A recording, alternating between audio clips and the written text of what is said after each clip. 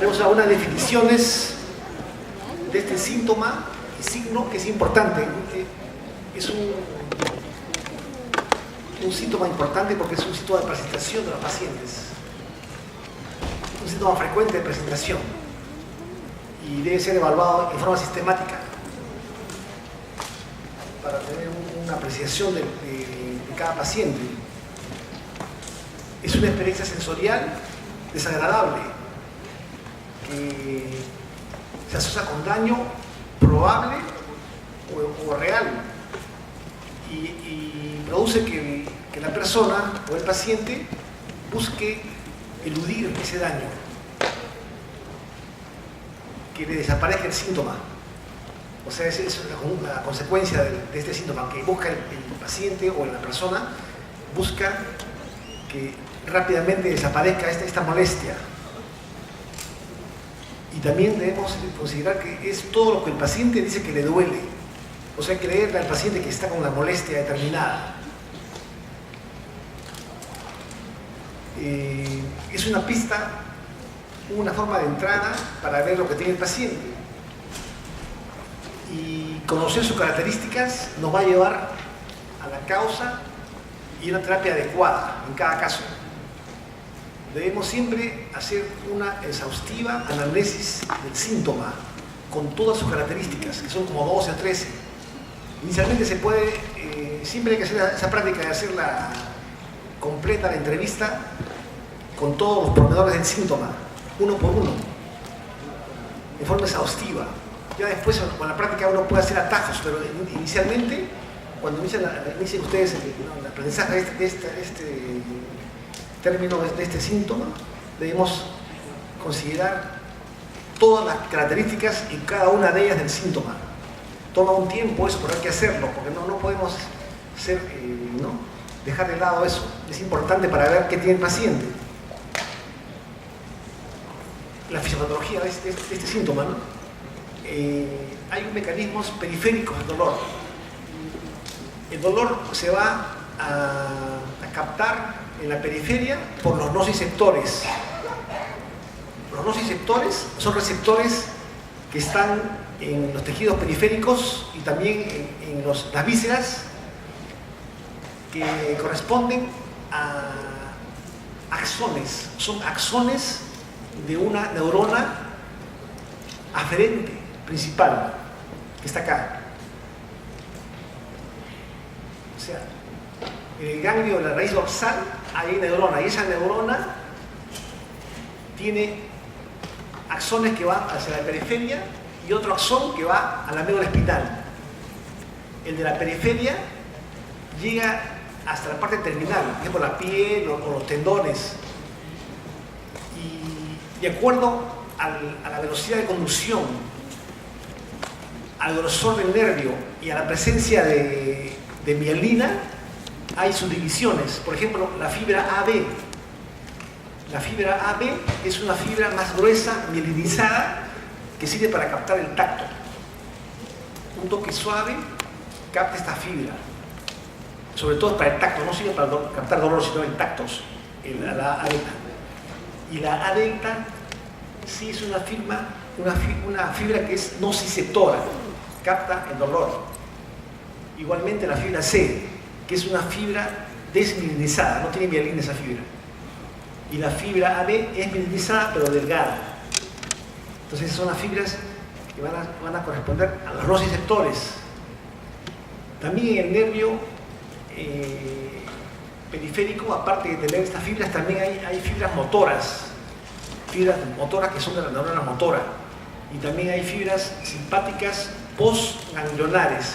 Son tipos de fibras que van a ver en el nervio periférico, pero las que ahora vamos a examinar más a profundidad son las fibras que son los nociceptores, sobre todo la AB y la C. ¿Qué es la nocicepción? La nocicepción es la activación primaria de los nervios periféricos. Al haber un daño en el tejido, se van a liberar potasio, se van a liberar sustancias que dañan también los capilares, y se libera bradiquinina. También se va a liberar prostaglandinas, hidrogeniones, y todo eso va a ser captado por los dos receptores, que son los nervios periféricos, que están ahí en amarillo, y esos van a ser estimulados y llevan ese mensaje hacia la neurona, primera neurona. Eso es lo normal que suceda. Este es un mecanismo ya secundario de activación. Cuando la activación es muy persistente, persistentemente hay una nosa en el tejido periférico, ¿qué se va a producir? Se va a producir que el nervio esté estimulado de forma permanente. Y eso también hace que el nervio produzca sustancias, o sea, se convierte en un efector. Libera también sustancias inflamatorias que agravan el dolor. El propio nervio va a producir sustancia P que estimula al capilar para que libere más plaquenina. También estimula a las células cebadas para que liberen histamina y las plaquetas que liberan sin-tiroxetitamina. Entonces, los nervios mismos son efectores de sustancias que van a agravar, van a producir más dolor. Esto se llama sensibilización. El estímulo persistente produce sensibilización. Quiere decir que un estímulo menor va a producir un mayor dolor. Se sensibiliza a la parte afectada. Como cuando hay una quemadura solar en el dorso del paciente, si le agarran levemente, le duele mucho. Más que tanto siente dolor en el dorso, por ejemplo. Y eso es porque se ha sensibilizado. El daño ha sido persistente y se produce un mayor dolor con un estímulo pequeño. Eso es sensibilización. También baja el umbral. El umbral es el nivel mínimo de estímulo que se va a sentir.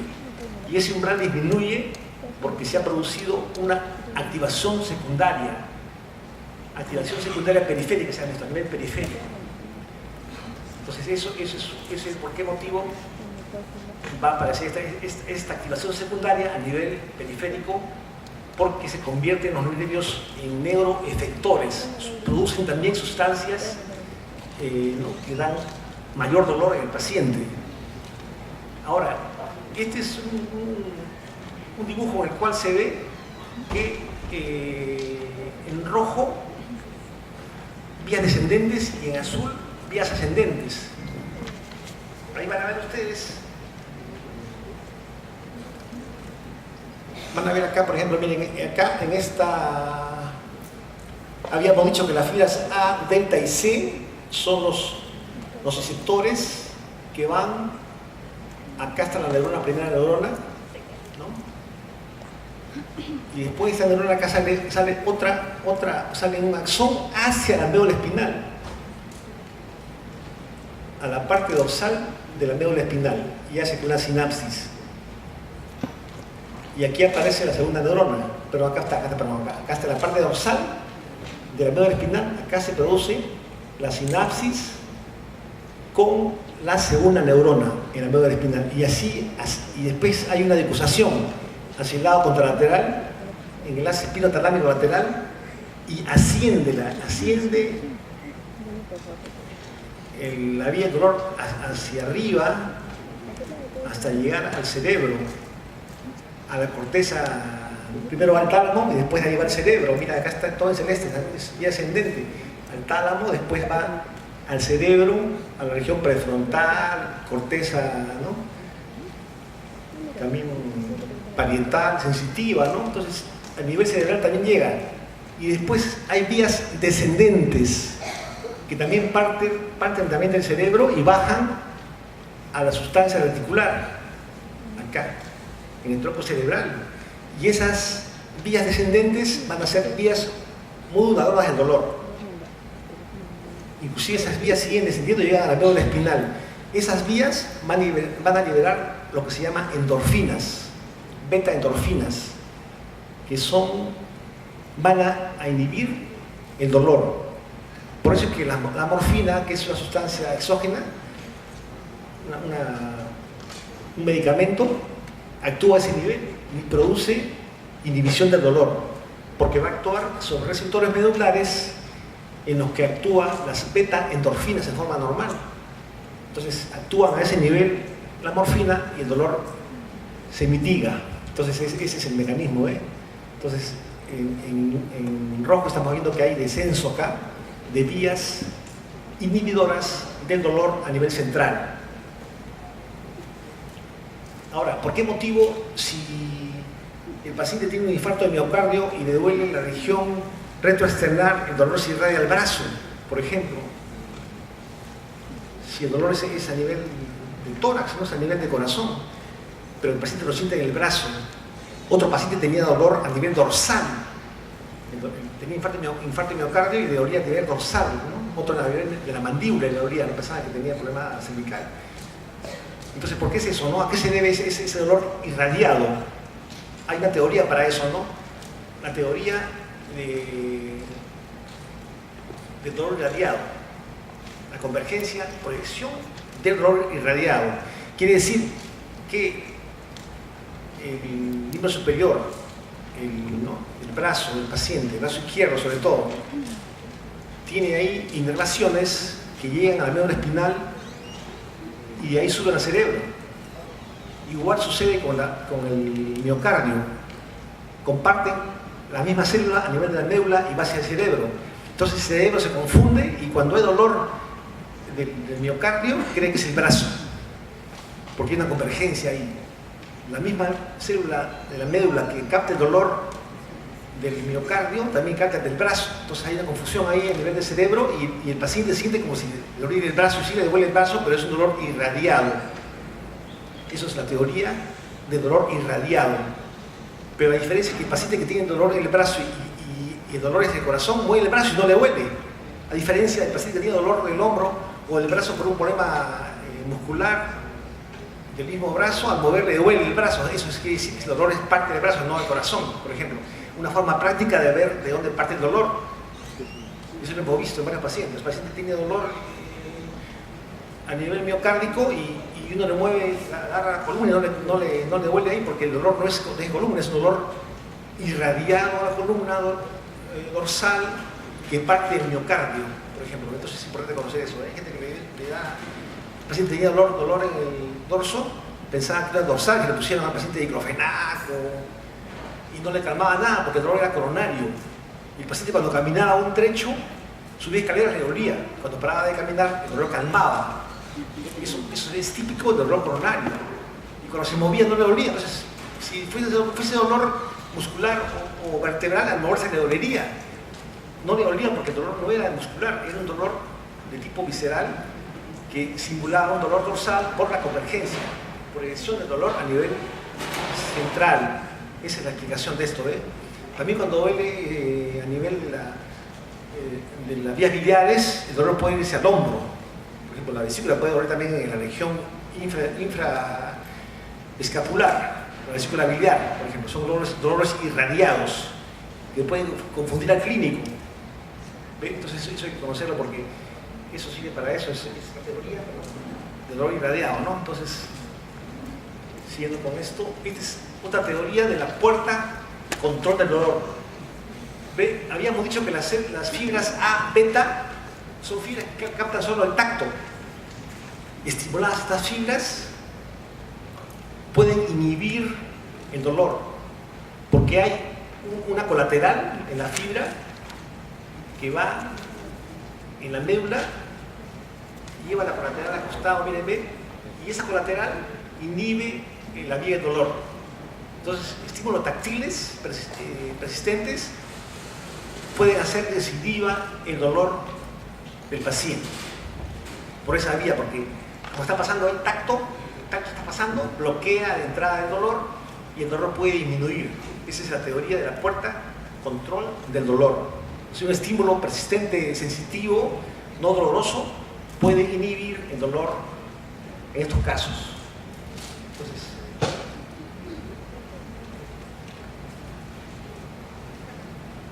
¿cómo clasificamos el dolor? Se va a clasificar de acuerdo a la fisiopatología.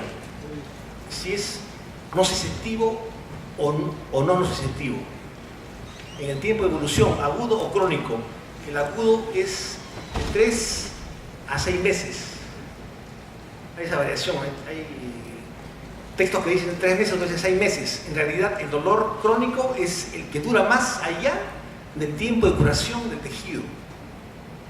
Si un paciente le han hecho una cirugía de tórax, le durará el dolor 1 mes y medio, a veces 2 meses, poco a poco el dolor va bajando.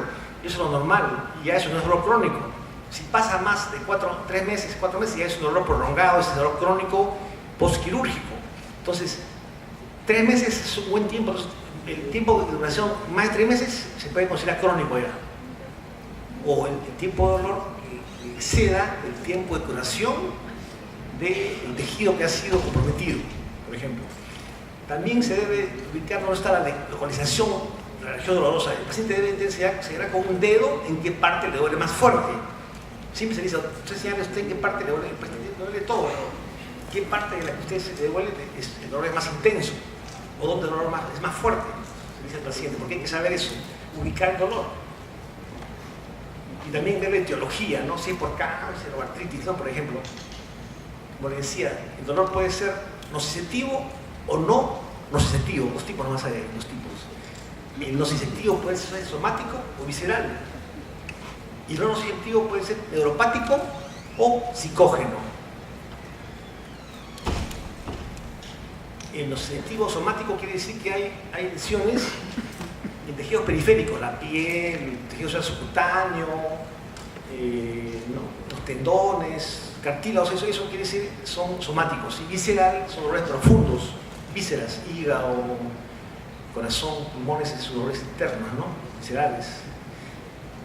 Y el no nociceptivo neuropático es un dolor en el cual el dolor está producido por daño a las vías, nervios periféricos, nervios espinal, cerebro, dañados, pueden producir dolor sin que haya lesión somática evidente.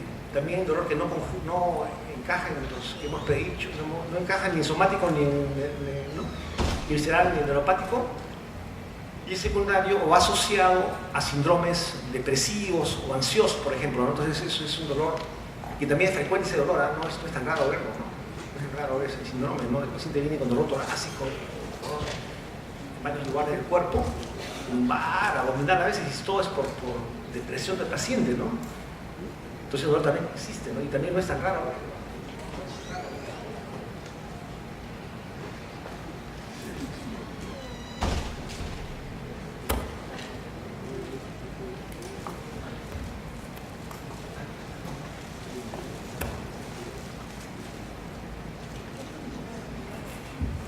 Entonces decíamos que no es raro ver el dolor psicógeno, ¿no?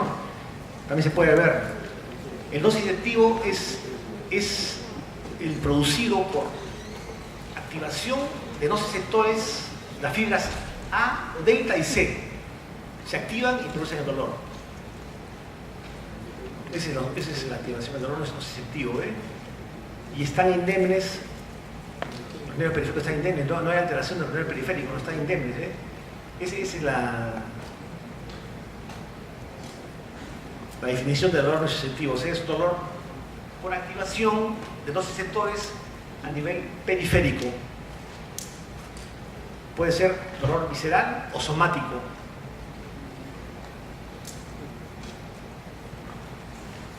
Este es un ejemplo de dolor nociceptivo somático.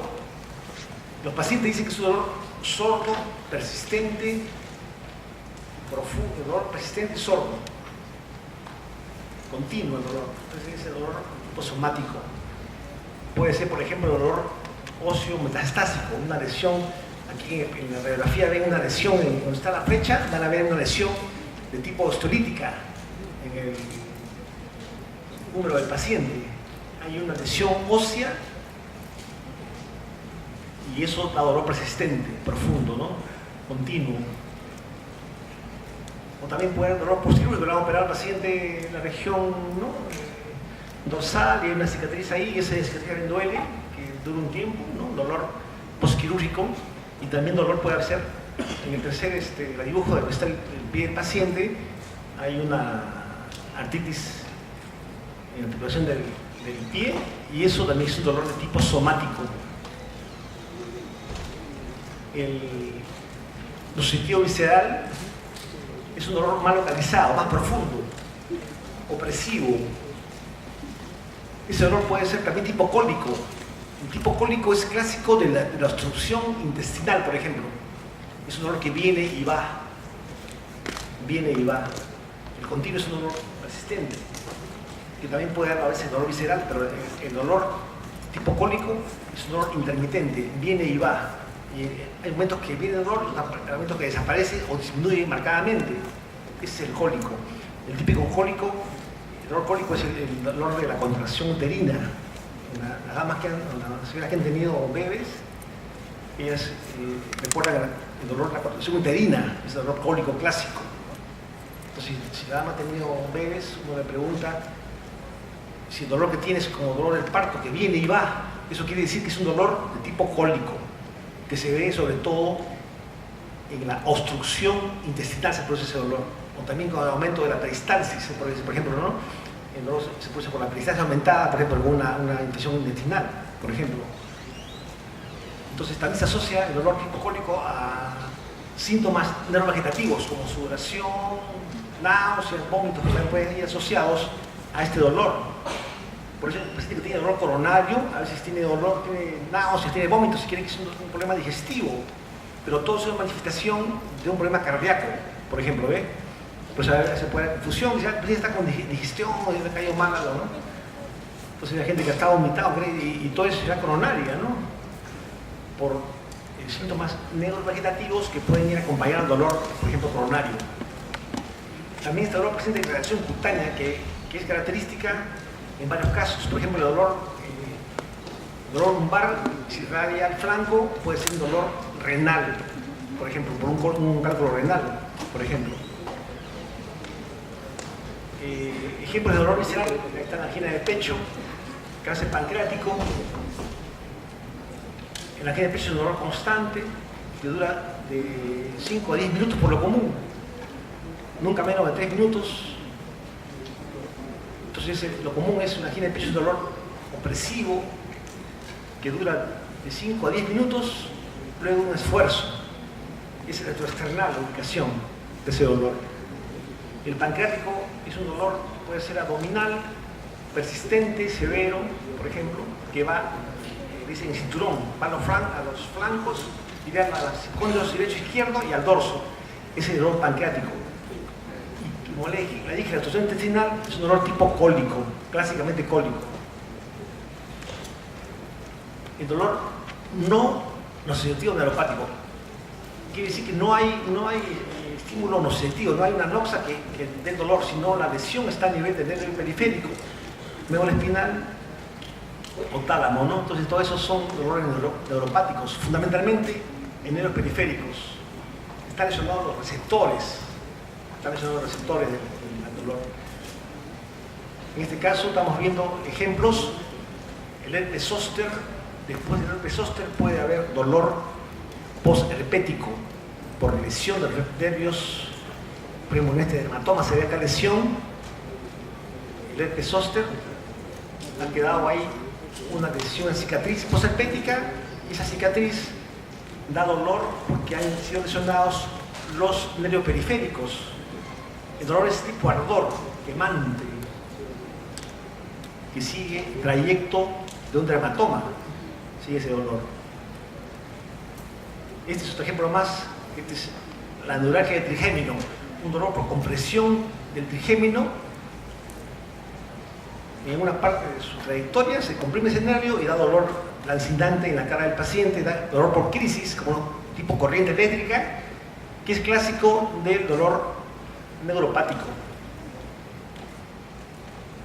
También hay dolor, en este caso es un paciente con diabetes mellitus, en el cual hay una neuropatía diabética que se produce cuando el paciente tiene más de 5 años de diabetes, se producen lesiones en los nervios periféricos, lo que se llama la polineuropatía diabética, que produce parestesias. Las parestesias son sensación de hormigueos que pueden ser dolorosos en las piernas del paciente, son parestesias.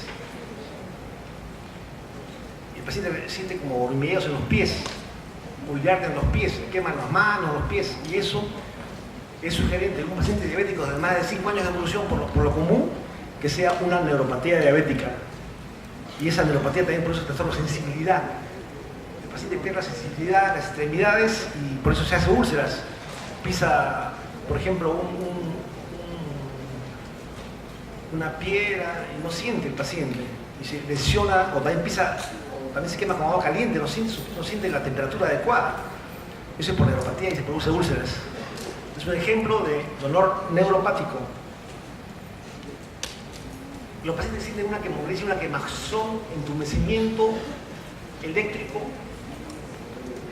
También puede existir lo que se llama alodinia. Alodinia es estímulo leve, inocuo, pueden ser percibidos como dolorosos. Por ejemplo, el paciente le tocan la parte que está sensible y tiene dolor. El paciente se le coge, se le tocaba nomás la región, ¿no? Mamaria izquierda y le dolía porque hay una lesión medular. Un paciente que tenía una lesión vertebral medular ha quedado con un dolor de tipo neuropático en el tronco y al tocar levemente la región su mamaria derecha le dolía al paciente. Eso solo sería como un toque nomás de tipo tacto, por ahí le dolía, porque hay lo que se llama alodinia, estímulos inocuos producen en el paciente dolor, ¿no? Un dolor que le incomoda al paciente, ¿no? Fíjense, eso lo hemos visto esta semana pasada con un paciente, por ejemplo, ¿eh? También puede haber paroxismos, como decía, de electricidad. El paciente que tiene, sobre todo, el baja de trigémino, dice que pasa una corriente eléctrica en la cara, ¿no? El paciente. También esos los ejemplos que le dije, los tres ejemplos, que es zóster, neuropatía, ¿no? Baja de trigémino, polineuropatía diabética. Es un ejemplo de ello, ¿no? Y lo que le dije, ese dolor también es común. Dolor psicógeno. Cuando no puede identificarse ningún tipo de dolor, ni somático, ni neuropático, ¿no? Y hay criterios, ¿no? Psicológicos para completar el síndrome de depresión o ansiedad. Podemos estar frente a un dolor no nocitivo psicógeno. Puede haber mixturas. El paciente puede tener depresión, dolor por la depresión, dolor lumbar por depresión, pero puede tener dolor abdominal, epigástrico por una gastritis alcalina. Por ejemplo, una dama tenía dolor en la región lumbar por un problema mecánico, pero era muy ansiosa la paciente, le dieron antidepresivos, mejoró algo, el dolor seguía, después el dolor se ubicó en el epigastrio y se confirmó que tenía una lesión en el estómago, que era una gastritis alcalina. Entonces había misturas ahí, ¿no? Dolor psicógeno no tiene, pero también tiene problema somático.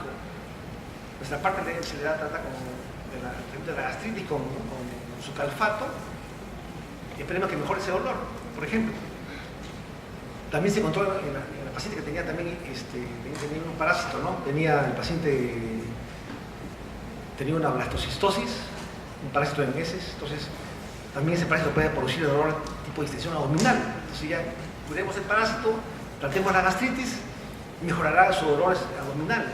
Ya le quedará el dolor psicógeno lumbar, por ejemplo, ¿no? Entonces hay cosas que se van curando, o sea, puede haber mixturas, no todo es puro, ¿no? Que esto se clasifica así porque es cuestión práctica, pero a veces puede haber mixturas, el paciente está tenso y le huele, tiene dolor psicógeno, pero también puede tener al mismo tiempo dolor ¿no?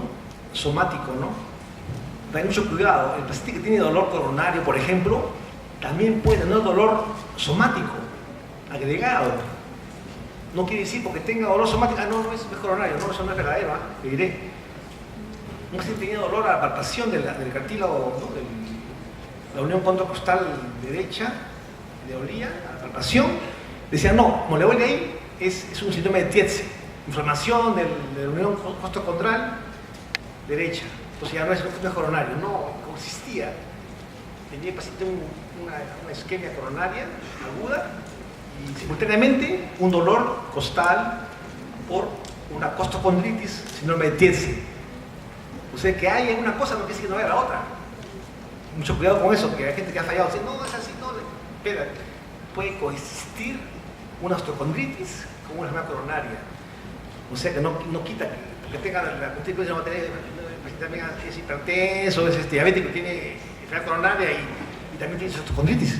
No quiere decir la cosa no quita la otra. Mire, también eso hay que saber, ¿ves? Ya son argucias que se aprenden con el tiempo, ¿no? A veces dicen, no, como le vale ahí ya no es. No es así, no es tan sencillo eso, pues, no es tan sencillo. Y hay cosas que uno separa esto fuera didáctica, pero puede haber consistencia de dolores. ¿Entienden?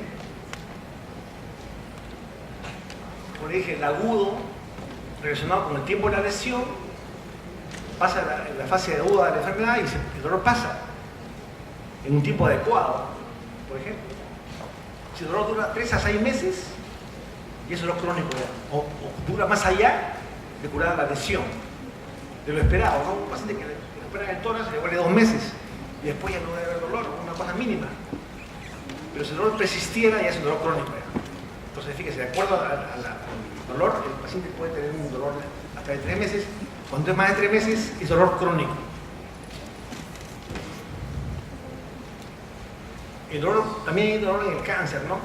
Además, estudiado también es el dolor en el cáncer. Hay mucha neoplasia en nuestro medio, ¿no? Entonces, hay incidencia de cáncer, entonces se estudia el dolor del cáncer, que puede ser por el mismo tumor. Por ejemplo, el tumor invade el hueso, por ahí hay un tumor que destruye el hueso y produce dolor por el tumor. También puede ser dolor por tratamiento. Le dan al paciente una terapia, una quimioterapia que le produce neuropatía periférica y le da dolor por la neuropatía. Es una cosa agregada por el tratamiento, ¿no? O también puede ser un dolor diferente, que no sea por el cáncer, ¿no? Puede tener una osteoporosis, una fractura por la osteoporosis, tenía linfoma, tenía una fractura por la osteoporosis de la región lumbar. No era por tumor, era porque como le da a la paciente, se le fracturó la vértebra por osteoporosis, no por el linfoma del paciente. O sea, también puede haber existencia de lesiones que no sean neoplásicas en los pacientes. Entonces hay que conocer eso para tratar al paciente de acuerdo a ello. La ubicación es importante, que el paciente señale con un dedo en qué parte le duele más fuerte. ¿No? La ubicación, de acuerdo a la ubicación uno puede ver dolor, ahí hay ejemplos, ¿no? En verde estamos viendo acá el estómago, ¿no? Está ese en el epigastrio, también basta el hipocondrio, debajo siempre del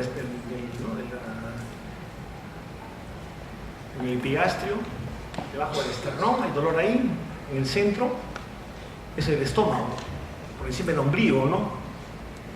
El páncreas también puede doler a nivel epigástrico, en hipocondrios, también a región, se irradia a región en el dorso del paciente, dorso lumbar. El páncreas sí puede bajar hasta el mesogastrio, también puede bajar hasta acá. El dolor de hígado, vías biliares, es en el hipocondrio derecho, se irradia también a la región infraclavicular, infraescapular, perdón, debajo de la escápula, se va a irradiar también. Dolor de hígado y vías biliares. Los riñones siempre, por lo común, duelen en la región costolumbar bilateral y pueden ir hacia los flancos. El dolor renal no va al centro, va en las regiones lumbares y en los flancos. No hay dolor lumbar, no hay dolor renal en el centro del abdomen. Miren ese punto. Claro que hay excepciones, en medicina no hay nada exacto, no hay casos que he visto por ahí, raros casos que tenía un tumor renal la paciente y le dolía en el centro y era tumor renal. Hay excepciones, pero son excepciones, un caso en 40 años, o sea, no por decir, ¿no? Entonces le digo, eso no hemos visto, sí existe, pero no es lo común. Acá vamos a ver lo común es que el dolor, si ustedes piensan que hay dolor, ustedes dicen el riñón, ¿qué van a decir? No, eso no es riñón. Así es fácil, ¿se acabó el problema? Atajo. Si el paciente te va en el centro, ya no va a ser, eso no es riñones. Ahí quedó. Si la gente dice no, entonces no, porque a veces puede haber hematuria que dice, no, ese riñón, pero ¿qué riñón? Que no va en el centro. Entonces ahí ya cancelado. Entonces eso es, sí, la educación para eso, mire, para encontrar el tipo de enfermedad del paciente y tratar al paciente rápidamente. Para eso es este raciocinio que no hace sentido, Entonces no hay, pues. También igual, el dolor también, el corazón también se puede irradiar, el dolor coronario puede también llegar al epigastrio, a mesogastrio, pero por encima del ombligo. No va a haber nunca una angina de pecho que cubra por debajo del ombligo, eso no va a haber. No, ya ahí está cancelado, ya no es. Entonces, si no, todo le duele, es el corazón. Pero si el dolor duele por debajo del ombligo, nunca va a ser eso, pues el corazón no duele ahí nunca. Está muy bajo ya, entonces ya está cancelado también. Le van a cancelar las cosas ya. Entonces eso no es así, ¿no? Puede ver el epigastrio, sí puede doler, pero no va a doler, ¿verdad? No va a doler debajo del ombligo, ¿no? Entonces sí hay cosas que se dan para ver qué le huele al paciente, ¿no? No te le huele, es importante conocer, Claro, a veces hay confusiones, Y eso para los pacientes jóvenes, pacientes muy informantes, hay pacientes que quechua hablantes, a veces no comprenden lo que les dice, hablan otro idioma, o sea, no saben decir bien sus síntomas, y es más difícil ahí hacer a ver si el dolor es más complejo, pero hay que tratar de hacer tomas con familiar, si algo donde le duele, pero de todos modos tenemos que tomar los datos del paciente. Es importante preguntarle todo, la ubicación del dolor, dónde le duele, ¿no? Por ejemplo, el apéndice, por supuesto, duele fácil acá a la derecha, pero si es móvil también puede doler hacia arriba, también puede doler también hasta la región del hipocondrio, también puede doler el apéndice, ¿no? La vejiga duele en el hipogastrio, ¿no? Siempre palpar la vejiga, el paciente está anúrico, dice, no tiene, pero siempre palpar la vejiga, percutir, si hay matidez en el debajo del ombligo, así, es un globo vesical que uno puede palpar, ¿no? Entonces el paciente le incomoda la región hipogástrica, le palpamos y encontramos un globo vesical. Así tenga sonda vesical, el paciente puede tener globo vesical porque se puede haber obstruido por un coágulo o algo en la sonda y el paciente puede tener ahí un globo vesical que le incomoda y da dolor hipogástrico. Esta es la extensión, el dolor hasta dónde va, lo que le decía, ¿no? El dolor, hasta dónde va el dolor. Entonces, si el dolor de la gastroduodenal puede doler por encima del ombligo, ¿no? Por ejemplo, el páncreas duele hasta abajo, puede ver hasta el mesogastrio del páncreas, ¿no? Por ejemplo, por ubicación, uno hasta dónde llega el dolor. Como también le decía, también el dolor coronario puede doler hasta por encima del ombligo, no más, ¿no? Por ejemplo, en las vías biliares irradia, pues, en el hipocondrio derecho, ¿no? Epigastrio, por ejemplo, también puede doler en vías biliares, ¿no? Entonces, para el paciente que le dolía la región, siempre tuvo difusión urinaria la paciente de repetición y siempre le dolió la región lumbar de un lado a otro por infección urinaria de la paciente. Ahora dice, doctor, está con dolor desde ayer, dolor epigástrico y vómitos. Entonces eso no va a ser infección urinaria, porque ya no, entonces eso es algo diferente. Y él había sido operada de vesícula hace 40 años, ahora viene con dolor en el epigastrio, el abdomen se le distiende, tiene vómitos la paciente, entonces ya uno cancela la posibilidad de infección renal, porque la infección renal no huele en el epigastrio. Entonces se concluyó que pensábamos que era un problema de la litiasis, una coledocolitiasis, se confirmó por la ecografía, se confirmó la posibilidad esa, ¿no? Pero ya escuchando más que el dolor en el centro del abdomen, en el epigastrio, y que cuando tuvo infecciones urinarias siempre le dolió la región lumbar, ya no era pues dolor de infección urinaria, ¿no? Entonces eso se confirmó en la paciente, ¿no? Entonces ahí nomás uno puede sacando el truco nomás saber que nunca va a doler el riñón en la región epigástrica, nunca va a doler en el centro. No, ya hay excepciones, por supuesto, ¿no? Pero no son las reglas, ¿no? También puede haber dolores atípicos, ¿ah? Ojo, también es importante conocer eso. El dolor coronario también puede ser atípico, no característico, puede ser picada, puede ser de breve duración, 1 minuto, 2 minutos, no lo común del paciente, pero eso gana peso con el antecedente, el contexto del paciente da peso ahí, porque el paciente es fumador, hipertenso, diabético, hipercolesterolemia, que hace un dolor atípico, puedo pensar yo claramente que es un dolor coronario. Si es atípico, un dolor coronario. Si es un joven de 16 años que tiene un dolor atípico, pero sin un factor de riesgo, baja mucho la posibilidad de enfermedad coronaria porque no hay el contexto del paciente, comprende. O sea que el dolor, el contexto es importante en el paciente para ver qué tiene, el antecedente, por ejemplo. Comprende, o sea, puede haber dolor atípico, coronario, el paciente con alto riesgo y uno piensa, puede ser coronario. O también puede haber lo contrario, el paciente no tiene ningún factor de riesgo y el dolor tiene en el pecho muy baja posibilidad que sea coronario. Por ejemplo, por eso interesa el contexto del paciente, qué paciente estamos, con qué estamos trabajando. ¿Comprende? El antecedente de eso es importante para ver qué tiene el paciente, va a ser el antecedente. Si es fumador, hipertenso, diabético. Entonces eso todo va llevando al puntaje para que sea positivo ese dolor, así sea atípico.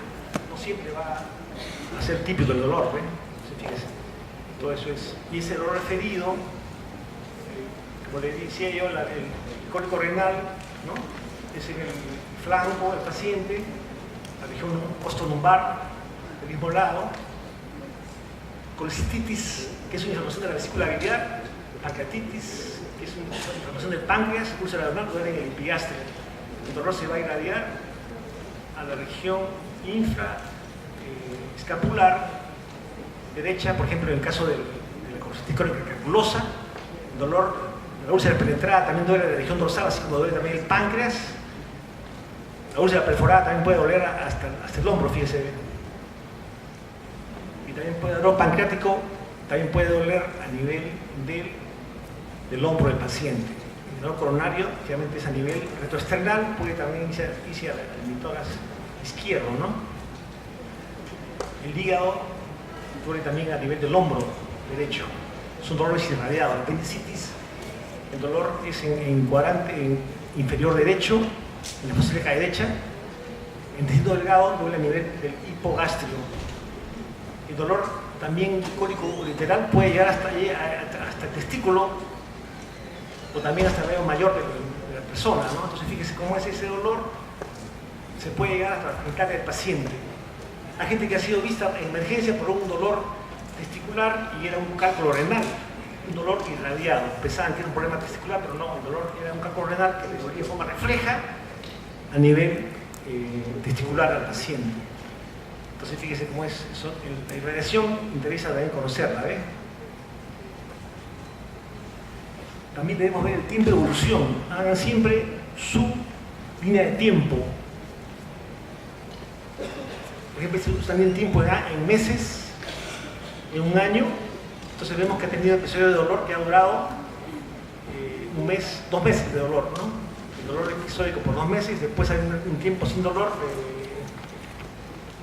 4 meses y después otro episodio más de doloroso. Miren, esos son episodios dolorosos que duran cada uno 2 meses en el tiempo.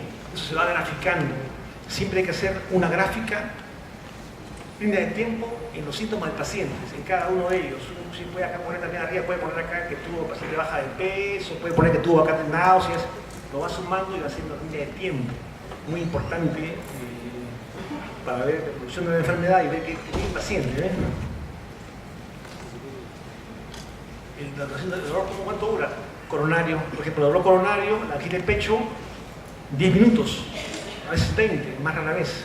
5 o 10 minutos de dolor opresivo retroesternal en un paciente puede ser angina de pecho. No siempre, pero sugiere angina de pecho. Si dura 1 minuto o 30 segundos, eso no va a ser angina de pecho porque es muy poco tiempo. ¿Comprenden? Baja mucho la posibilidad, pero no quiere decir que no tenga. Puede tener el paciente un dolor de 1 minuto y ser un fumador crónico, un diabético. Entonces, ahí sí hay la posibilidad de hacerse el dolor atípico, que es el dolor coronario. Pero no es lo clásico en estos pacientes. El dolor es tipo opresivo, es una opresión en el centro del pecho. Este dolor ya, cuando pasa de media hora, le llama angina inestable. Más dolor, más tiempo de dolor ya. Angina inestable. Y más de media hora a 1 hora ya es infarto agudo de miocardio. 1 hora de duración, infarto. Media hora de duración, angina inestable. Angina de pecho, 10 a 20 minutos. Claro que no hay nada matemático, puede pasarse un poquito y ser angina de pecho, ¿no? Y no ser angina inestable, pero por ahí va. Si ya el dolor dura mucho, ver la posibilidad. Este dolor también va, la duración es importante conocerla, ¿no? Y el dolor no sube inmediatamente, el dolor comienza poco a poco. Comienza poco a poco el dolor, puede ir asociado a vómitos, a náuseas, a veces el dolor más en epigastrio, la gente cree que es gastritis. La gente que ha fallecido por muerte súbita y tenía ese dolor, un día de dolor epigastrio pensaba que era una gastritis y lo que tenía paciente es un infarto de miocardio, por ejemplo. Entonces, conocer ese tipo de dolor. También la frecuencia del dolor, la frecuencia en el tiempo, ¿no? En el día. Miren, se hace un croquis acá y ven que el paciente cuando come, el dolor calma, cuando ya pasa el efecto de la comida, el dolor aumenta. Dolor que calma con alimentos en el día del paciente. Es dolor de tipo úlcera gastroduodenal. Calma con alimentos, sirve como antiácido el alimento del paciente. Come y cambia el dolor. Pasan unas horas, el dolor regresa. Vuelve a comer, el dolor vuelve a calma nuevamente. Eso es porque es una úlcera gastroduodenal. Entonces hacemos un horario del dolor, calendarios en el tiempo, que vean cómo se verifican en los meses del año, episodios de dolor. También puede haber episodios tipo migrañoso, que es una cefalea, un tipo de cefalea, es la migraña. También hay episodios en el tiempo del dolor, en la semana o los meses. Voy a hacer un gráfico para ver cómo ha ido el dolor en estos casos en los pacientes. Ese también es el ritmo evolutivo del dolor, ¿no? Cómo va en el tiempo. La intensidad se puede graficar de muchas formas, ¿no? Si es leve, moderado, severo el dolor. Hay que graficar la severidad, es importante, pero una forma de ver la severidad es el dolor. La paciente le impide el sueño, le impide dormir, también le impide al paciente que trabajar normalmente. Si el paciente está controlado y sigue trabajando, no será tan severo el dolor, ¿no? Si el paciente sigue trabajando, si el dolor moderado puede ser, no severo. Si el dolor le impide que el paciente duerma o levante de noche, es un dolor ya significativo, ¿no? Por ejemplo, entonces eso hay que conocerlo. También hay que estar gráfica en caso de también con caras, ¿no? El dolor, marquemos de 0 a 10. 0 no hay dolor, 2 dolor moderado, y así va subiendo hasta que es 10. El paciente debe saber qué grado tiene de dolor para comparar, ¿no? También relación intensidad-tiempo. ¿Qué cosa es relación intensidad-tiempo? Qué rápido, en cuánto ha demorado el dolor en alcanzar su máxima intensidad. Si es en forma inmediata, por ejemplo, una ruptura de aneurisma de aorta, se rompe la aorta y el paciente tiene dolor, y el dolor aparece súbitamente y alcanza su máxima intensidad rápidamente. Por ejemplo, también el dolor también de una ruptura de víscera, hay gente que se le perfora la úlcera y el dolor súbitamente alcanza su máxima intensidad. O también ruptura de un quiste hepático o tumor hepático, se rompe el tumor hepático, duele súbitamente, alcanza su máxima intensidad rápidamente. Esos son dolores clásicos. Ruptura de víscera hueca, ruptura de un tumor hepático, o el otro que le decía es la ruptura de aneurisma de aorta abdominal torácica. Por ejemplo, el dolor de tipo pancreático, que es severo, es poco a poco, no es inmediato el dolor. Poco a poco, en unas horas, unos minutos, 20 minutos, comienza a subir poco a poco y alcanza rápidamente su severidad, que también llega a 10, que es severo, ¿eh? El dolor pancreático es el dolor severo que va a la región lumbar, a los cuadrantes superiores, un dolor severo intenso. Y ojo que la definición internacional de pancreatitis considera como parámetro definitivo de pancreatitis el dolor. Si no hay dolor, aleja la posibilidad, no la descarta, ¿no? También puede haber pancreatitis sin dolor, pero es importante conocer, fíjese. Es importante que la semiología del dolor, que también la Sociedad Americana de Gastroenterología, también la Sociedad Internacional de Páncreas, considera como parámetro importante de la pancreatitis el dolor, el tipo de dolor. Un dolor leve no hace pancreatitis, pues baja la posibilidad.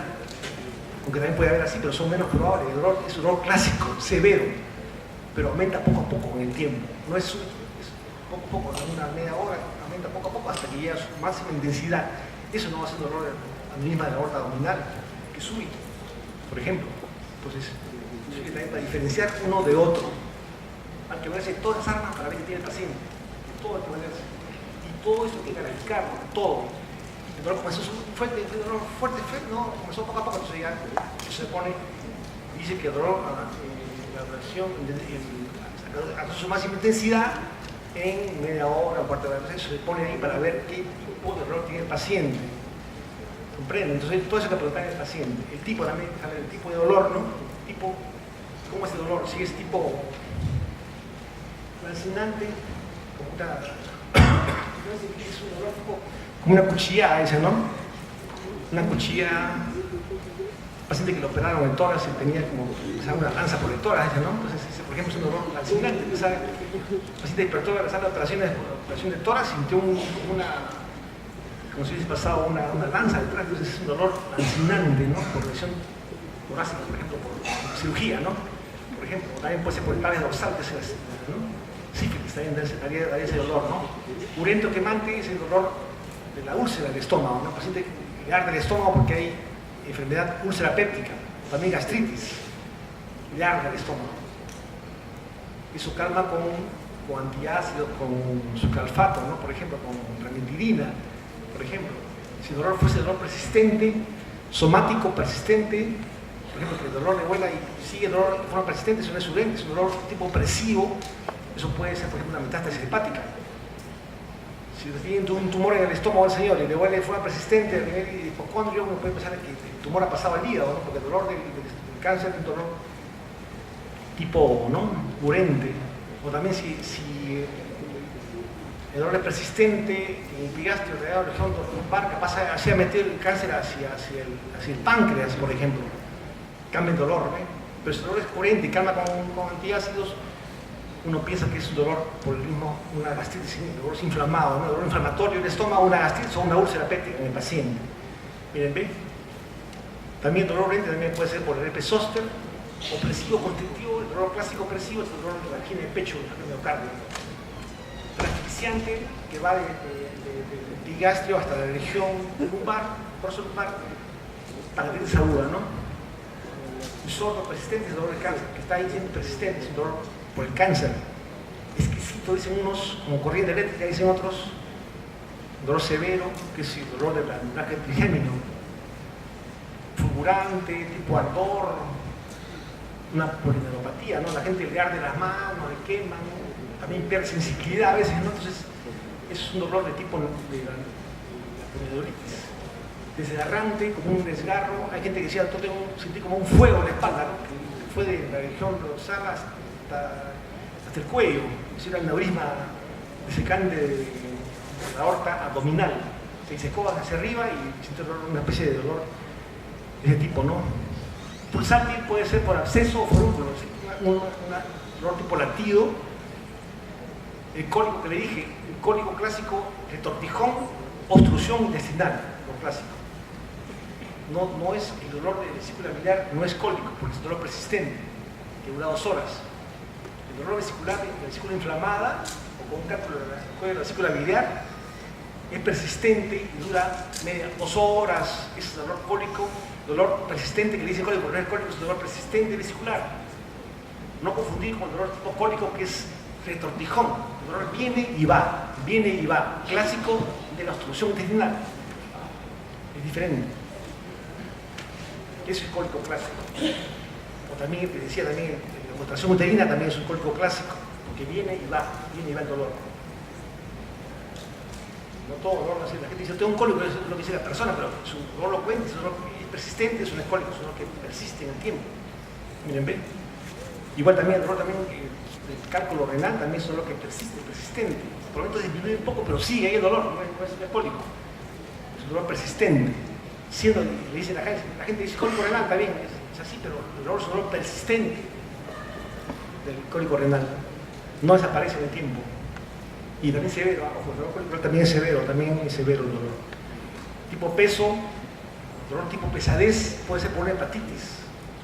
Se tiene la cápsula de Gleason del hígado y duele el hígado de forma persistente. Entonces hay que diferenciarse.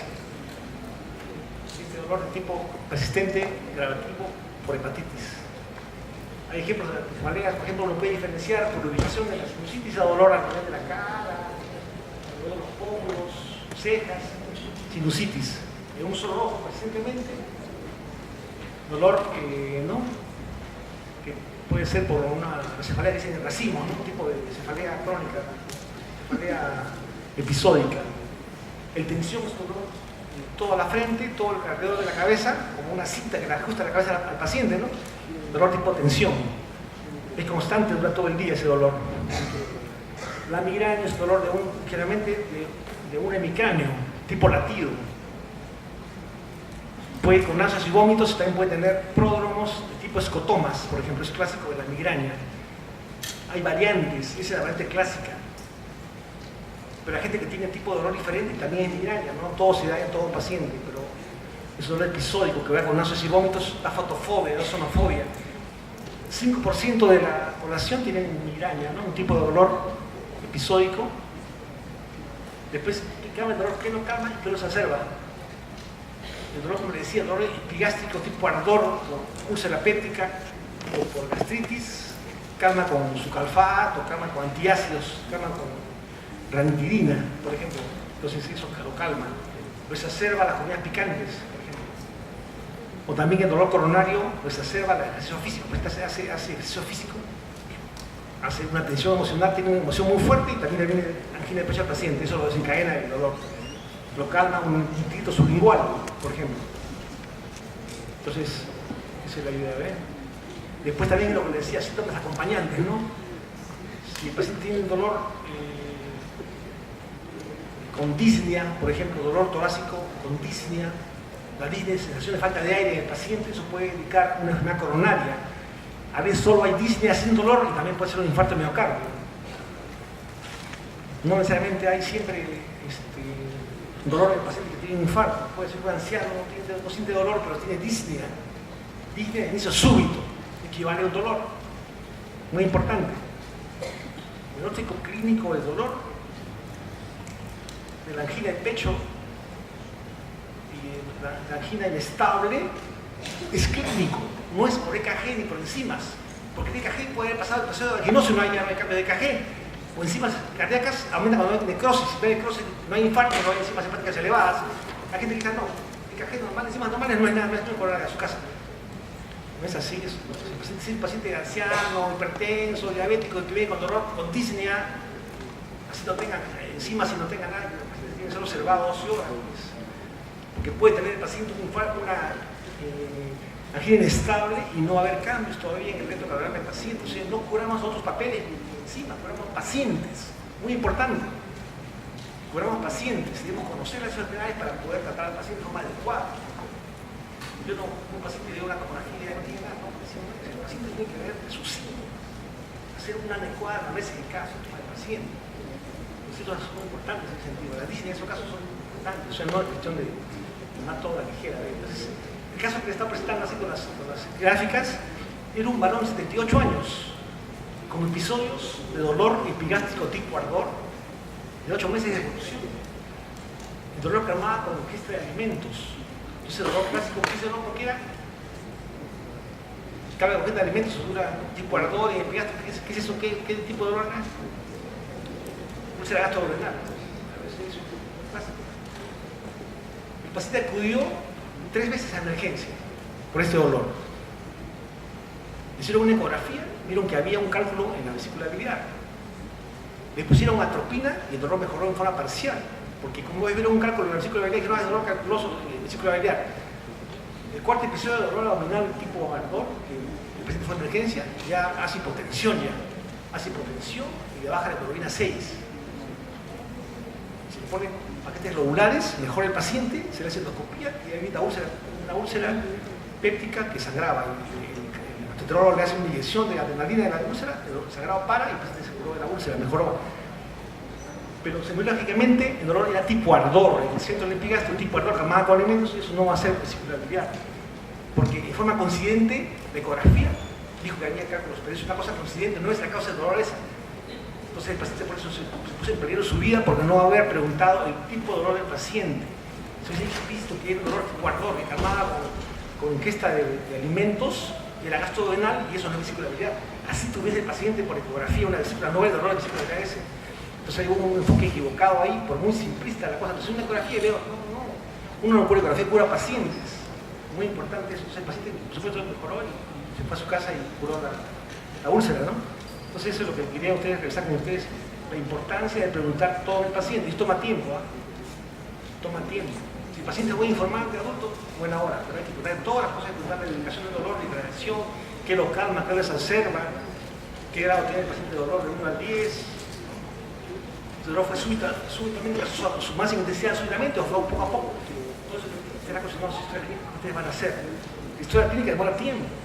Inicialmente ustedes tienen que aprender a hacer historia, pero demora paso por paso, preguntar todo concreto en cada paciente que no tenga.